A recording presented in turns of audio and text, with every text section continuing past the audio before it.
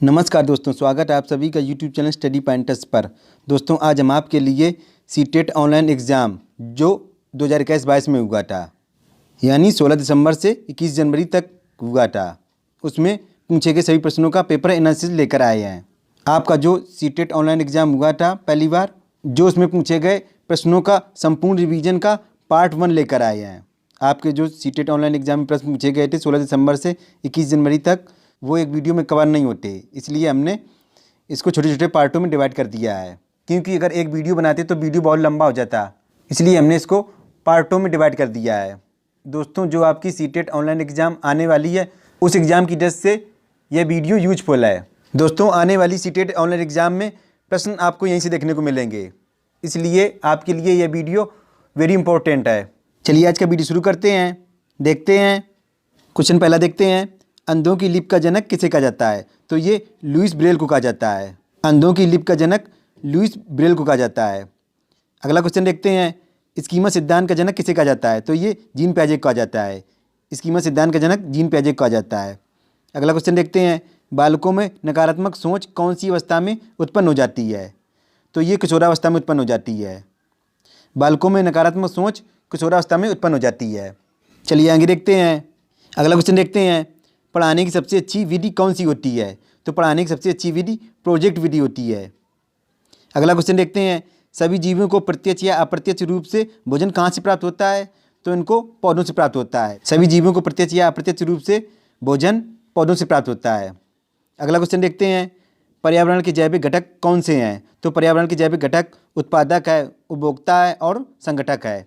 चलिए आगे देखते हैं। अगला क्वेश्चन देखते हैं। सामाजिक सांस्कृतिक सिद्धांत किसने दिया था? तो ये वाइगोस्की ने दिया था, सामाजिक सांस्कृतिक सिद्धांत। अगला क्वेश्चन देखते हैं। सामाजिक अधिगम का सिद्धांत किसने दिया था? तो सामाजिक अधिगम का सिद्धांत अल्बर्ट बंडूरा ने दिया था। अगला क्वेश्चन देखते हैं। बहुबुद्धि का सिद्धांत किसने दिया था? तो बहुबुद्धि का सिद्धांत हार्वर्ड गार्डनर ने दिया था। चलिए आगे देखते हैं। अगला क्वेश्चन देखते हैं।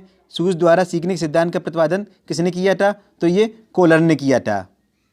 अगला क्वेश्चन देखते हैं। समूह कारक सिद्धांत के जनक कौन है? तो समूह कारक सिद्धांत के जनक थर्स्टन है।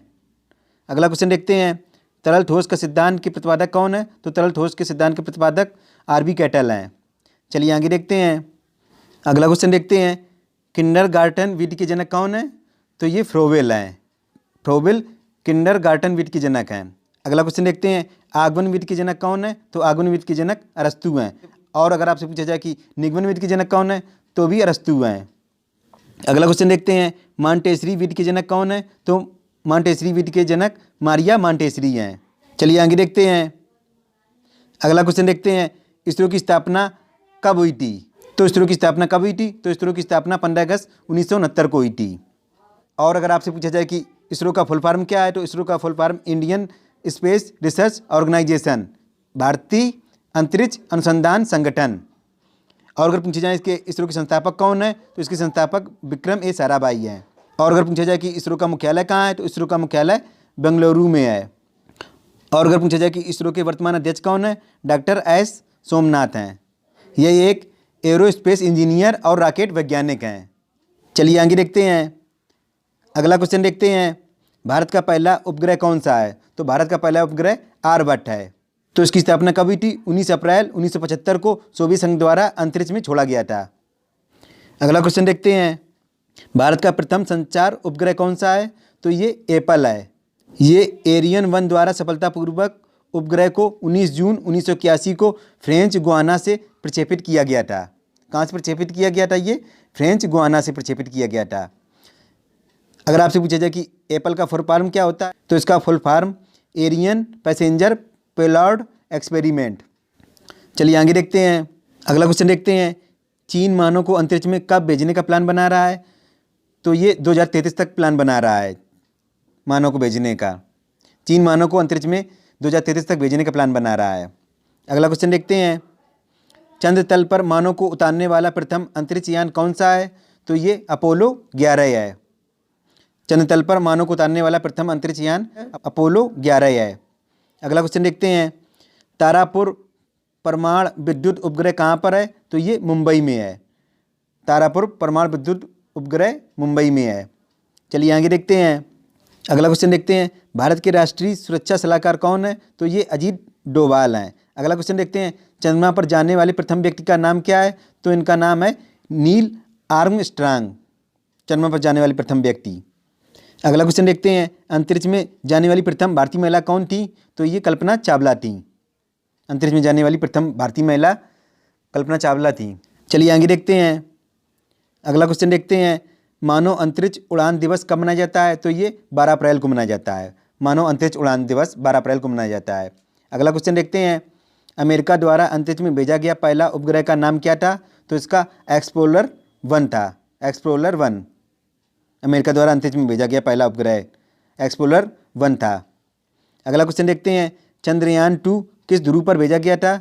तो ये दक्षिणी ध्रुव पर भेजा गया था चंद्रयान 2। चलिए आगे देखते हैं। अगला क्वेश्चन देखते हैं, गगनयान 1 मिशन कब लॉन्च होगा? तो ये जून 2022 में लॉन्च होगा गगनयान 1।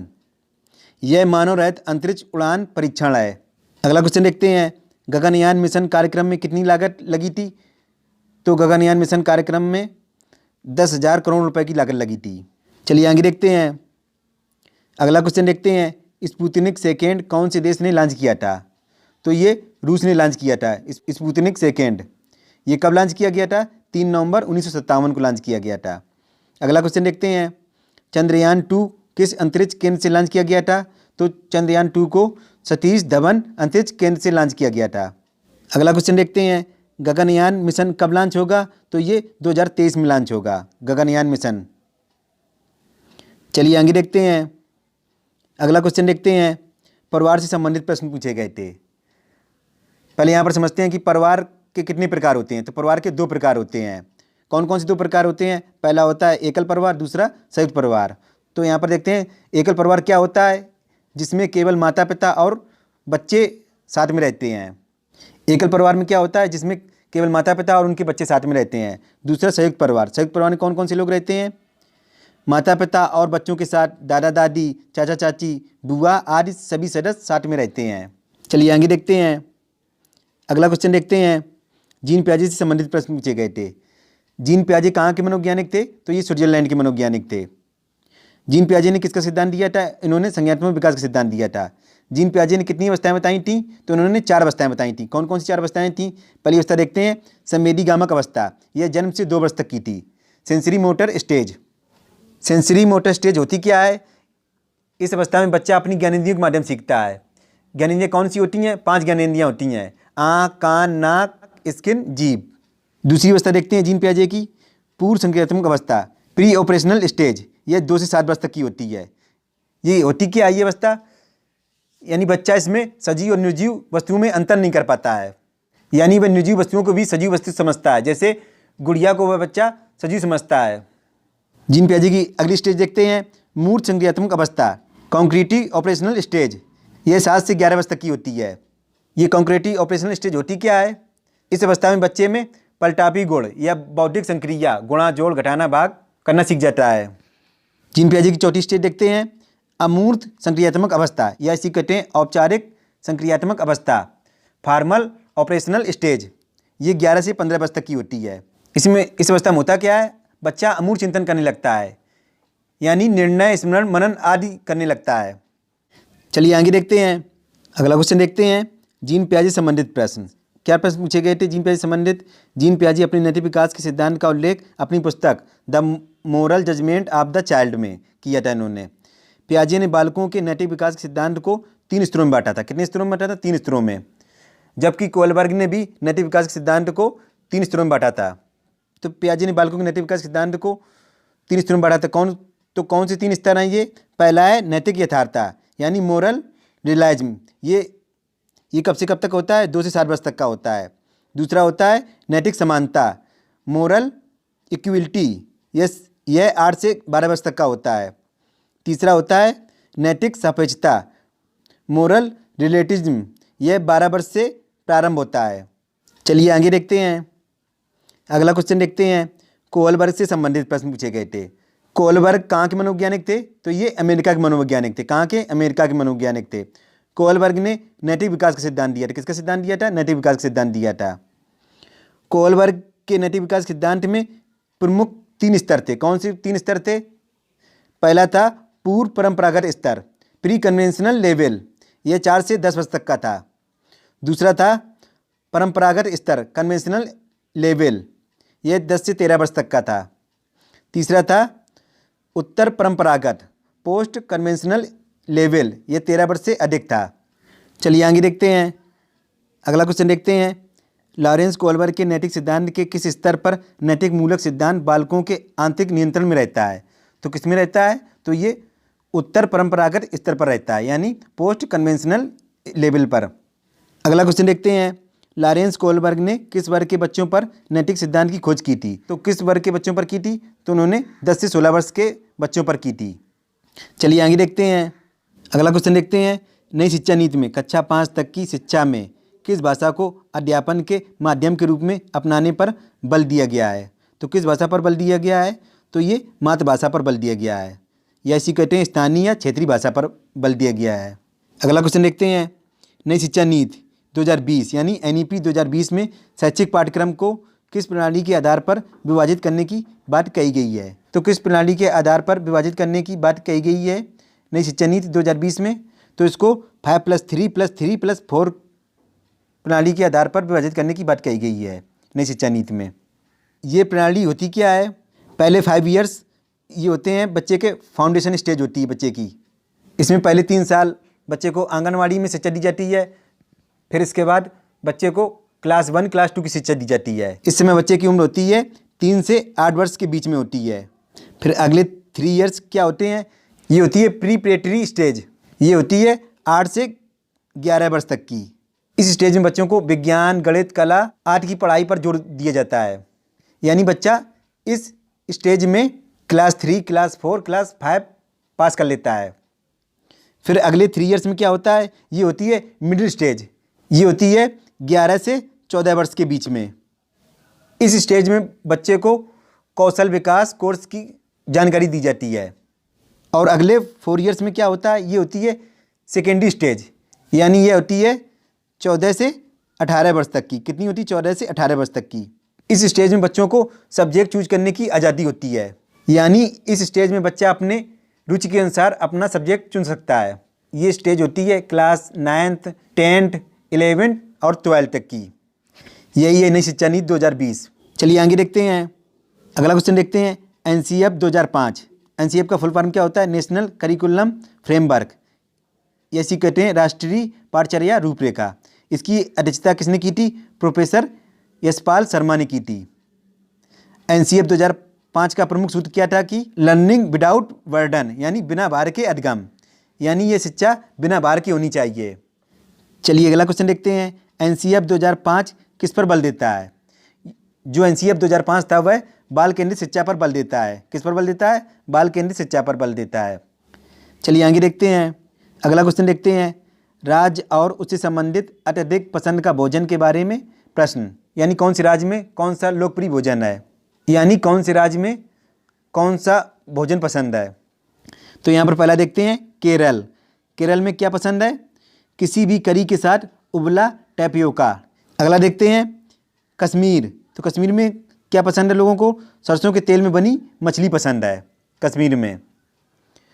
अगला देखते हैं गोवा में। तो गोवा में लोगों को क्या पसंद है? नारियल के तेल में बनी समुंदर मछली। अगला देखते हैं हांगकांग। तो हांगकांग में क्या पसंद है लोगों को? पकाया हुआ सांप। अगर आपसे पूछा जाए कि केरल में लोगों को कौन सा भोजन पसंद है, तो किसी भी करी के साथ उबला टैपियोका। और कश्मीर पूछा जाए कि लोगों को कौन सा भोजन पसंद है, तो सरसों के तेल में बनी मछली। और अगर पूछा जाए कि गोवा के लोगों को कौन सा भोजन पसंद है, नारियल के तेल में बनी समुंदर मछली। और अगर पूछा जाए कि हांगकांग में लोगों को कौन सा भोजन पसंद है, तो पकाया हुआ सांप पसंद है। चलिए आगे देखते हैं। अगला क्वेश्चन देखते हैं। स्थान के नाम के साथ उस क्षेत्र में बनाए जाने वाले सामान घरों के बारे में प्रश्न। तो कैसे प्रश्न पूछे जाते हैं एग्जाम में? एक तरफ दिए गए स्थान, दूसरी तरफ दिए गए घर। पहला यहाँ पर देखते हैं मनाली। मनाली में कैसे घर बनाए जाते हैं? पत्थर या लकड़ी से बने ढालू छतों वाले घर। तो मनाली में कैसे घर बनाए जाते हैं? पत्थर या लकड़ी से बने ढालू छतों वाले घर बनाए जाते हैं। दूसरा देखते हैं राजस्थान। राजस्थान में कैसे घर बनाए जाते हैं? मिट्टी के घर जिनकी छतें कटीली झाड़ियों से छाई होती हैं, यानी मिट्टी घर बनाए जाते हैं जिनकी छतें कटीली झाड़ियों से छाई होती हैं। अगला देखते हैं असम में कैसे घर बनाए जाते हैं? बांस के खंभों पर बने ऊंचे उठे हुए घर बनाए जाते हैं, यानी बांस के खंभों पर बने ऊंचे उठे घर बनाए जाते हैं। अगला देखते हैं, लद्दाख में कैसे घर बनाए जाते हैं? पत्थर के बने घर जिनके फर्श और छतें लकड़ी की बनी होती हैं, यानी लद्दाख में पत्थर के घर बनाए जाते हैं जिनके फर्श और छतें लकड़ी की बनी होती हैं। चलिए आगे देखते हैं। अगला क्वेश्चन देखते हैं, वर्तमान पर्यावरण अध्ययन पाठ्यक्रम को कितनी थीमों में बांटा गया है? तो इसको 6 मुख्य थीमों में बांटा गया है। कौन सी 6 मुख्य थीमें हैं? पहली है परिवार एवं मित्र, दूसरी है भोजन, तीसरी पानी, चौथी आवास, पांचवी यात्रा, छठवीं हम चीज़ें कैसे बनाते हैं। जो वर्तमान पर्यावरण अध्ययन की जो मुख्य थीमें कई थीमें हैं? 6 थीमें हैं। कौन कौन सी हैं? पहली है परिवार एवं मित्र, दूसरी भोजन, तीसरी पानी, चौथी आवास, पांचवी यात्रा, छठवीं हम चीज़ें कैसे बनाते हैं। और इसमें नोट को ध्यान से देख लीजिए। काम और खेल, जानवर और पौधे, ये 4 परिवार और मित्र की उप थीम है, यानी परिवार और मित्र की ये 4 उप थीमें होती हैं। कौन सी होती हैं? काम और खेल, जानवर और पौधे। अगर आपसे एग्जाम में पूछ दिया जाए कि परिवार एवं मित्र की उप थीम क्या होती हैं, तो ये होती हैं काम और खेल, जानवर और पौधे, ये उप थीमें होती हैं। और अगर पूछा जाए कि वर्तमान पर्यावरण अध्ययन में पाठ्यक्रम को कितने थीमों में बांटा गया है, तो 6 थीमों में बांटा गया है। चलिए आगे देखते हैं। अगला क्वेश्चन देखते हैं, भारत में खारे पानी की सबसे बड़ी झील कौन सी है? तो ये चिल्का झील है, खारे पानी की सबसे बड़ी झील। ये कहाँ पर पड़ती है? ये उड़ीसा में है। अगला क्वेश्चन देखते हैं, भारत में ताजे पानी की सबसे बड़ी झील कौन सी है? तो ये बुलर झील है। भारत में ताजे पानी की सबसे बड़ी झील है तो बुलर झील है। ये कहाँ पर पड़ती है? ये जम्मू कश्मीर में है। अगला क्वेश्चन देखते हैं, भारत में सबसे अधिक सोयाबीन का उत्पादन किस राज्य में होता है? तो ये मध्य प्रदेश राज्य में होता है। चलिए आगे देखते हैं। चलिए अगला क्वेश्चन देखते हैं, सौरमंडल से संबंधित प्रश्न पूछे गए थे। यहाँ पर देखते हैं, सौरमंडल की खोज किसने की थी? तो सौरमंडल की खोज कापरनिकस ने की थी। किसने की थी? कापरनिकस ने। अगला देखते हैं, ग्रहों की गति का नियम किसने दिया था? केपलर ने दिया था। किसने दिया था? केपलर ने।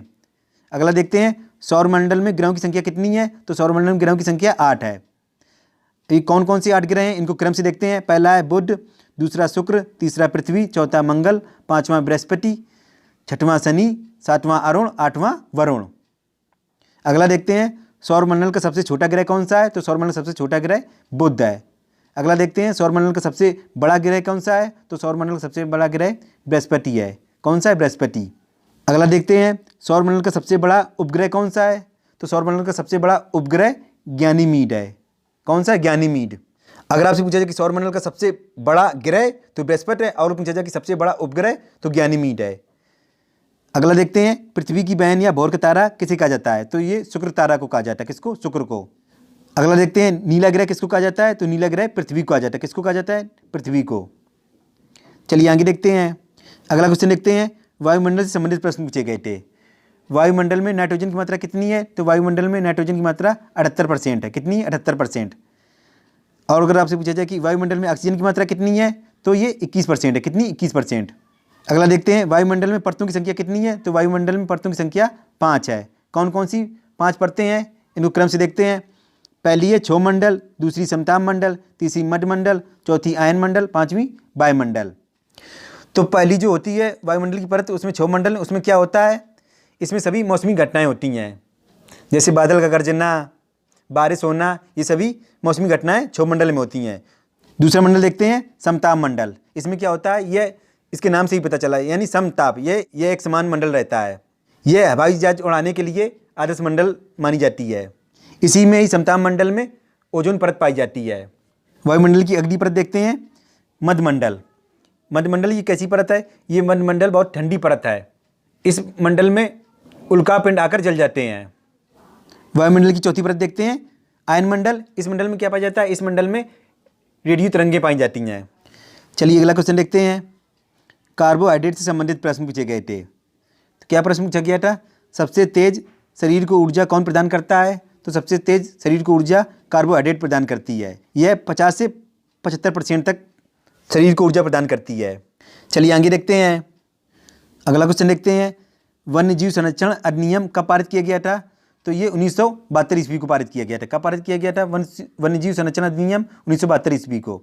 अगला क्वेश्चन देखते हैं, प्रोजेक्ट टाइगर की शुरुआत कब हुई थी? तो प्रोजेक्ट टाइगर की शुरुआत 1973 ईस्वी में हुई थी।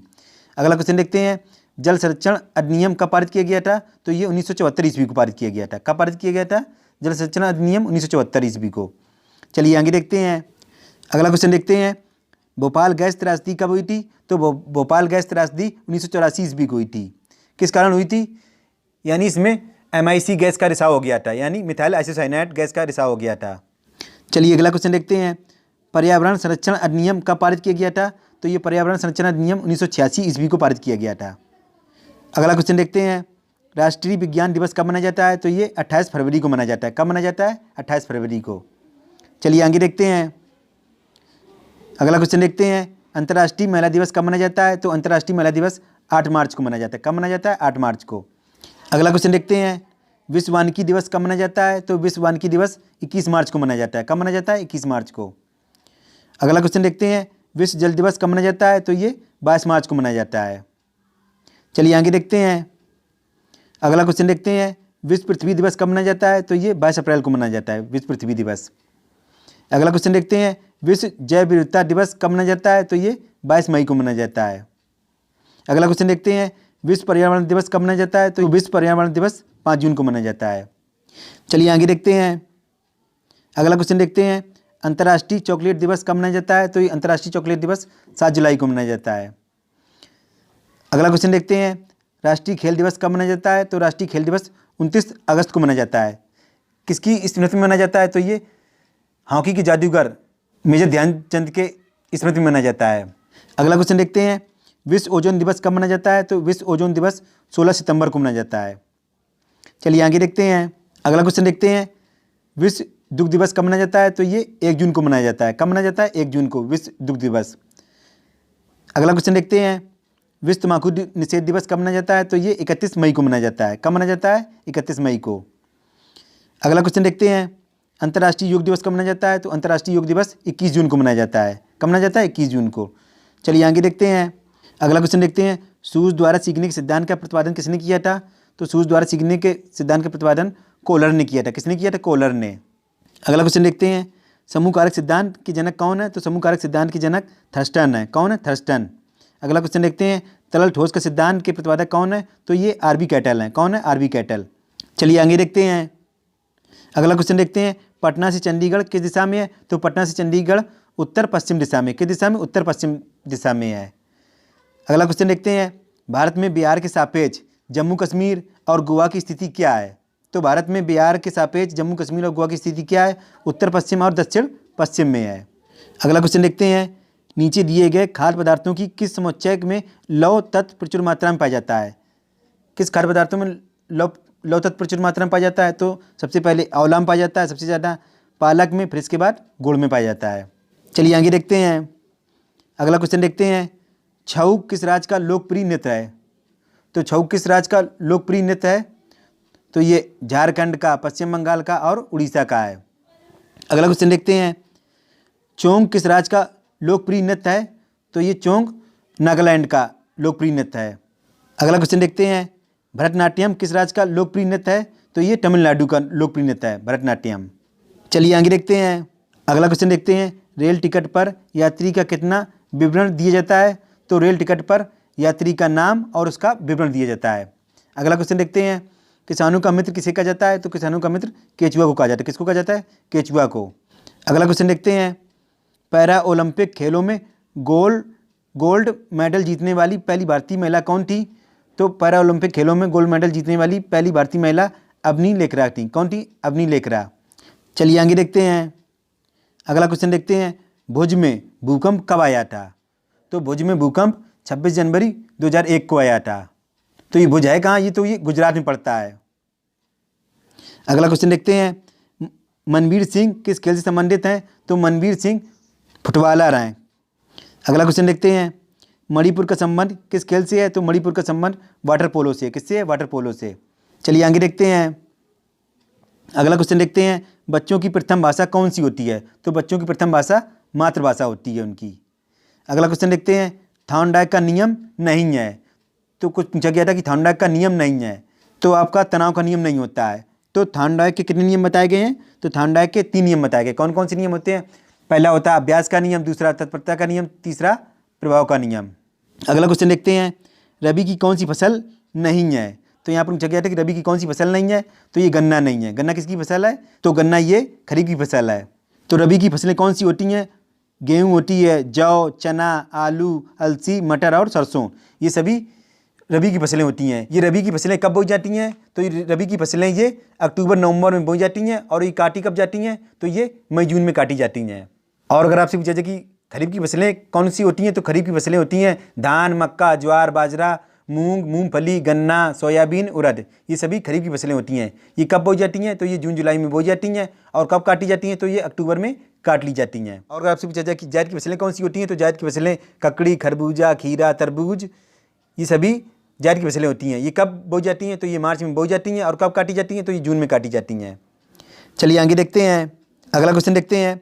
खो खो खेल कहाँ पर पहली बार खेला गया था, तो कहाँ पर खेला गया था, ये पूना में खेला गया था। कब खेला गया था, तो ये 1960 में खेला गया था। अगला क्वेश्चन देखते हैं, कोल वर्ग का संबंध किससे है, तो कोल वर्ग का संबंध नैतिक विकास से। किससे है, नैतिक विकास से। अगला क्वेश्चन देखते हैं, डीवीडी का फुल फॉर्म क्या है, तो डीवीडी का full form digital versatile disc. चलिए आगे देखते हैं, अगला क्वेश्चन देखते हैं, पराभव का पर्यायवाची क्या होगा, तो पराभव का पर्यायवाची पराजय या हार होगा।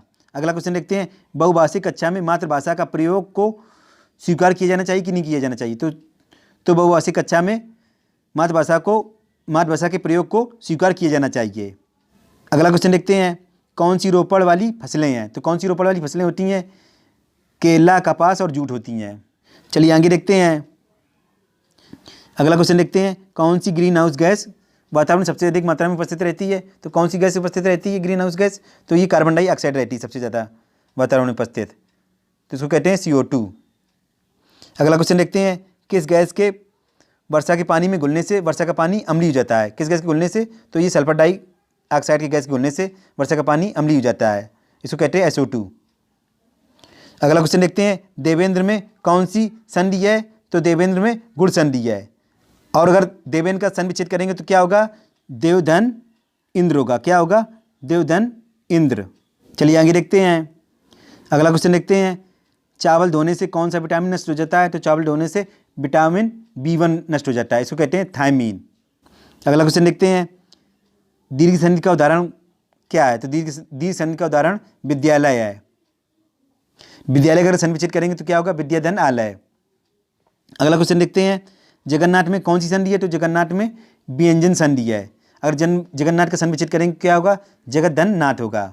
आज का अंतिम क्वेश्चन देखते हैं, राधा कृष्ण में कौन सा समास है, तो राधा कृष्ण में द्वंद्व समास है। कौन सा समास है, द्वंद्व समास। तो द्वंद्व समास की परिभाषा क्या होती है, जिसमें दोनों पद प्रधान होते हैं, यानी राधा और कृष्ण दोनों पद प्रधान हैं, इसलिए यहाँ पर द्वंद्व समास है।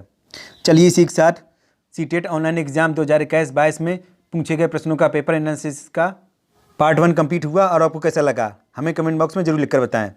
दोस्तों अगर वीडियो अच्छा लगा तो वीडियो को लाइक करें और अपने दोस्तों को शेयर करें। दोस्तों आपके एक लाइक से हमें मोटिवेशन मिलता है, जिससे हमारा अच्छा कंटेंट आपके लिए प्रोवाइड करा सकें। दोस्तों को चैनल से पहली बार जुड़े तो चैनल को सब्सक्राइब कर लें और बेल आइकन के बटन को प्रेस करें, ताकि आने वाली वीडियो का नोटिफिकेशन आपको सबसे पहले मिल सके। मिलते हैं नेक्स्ट वीडियो में, तब तक के लिए goodbye, have a nice day.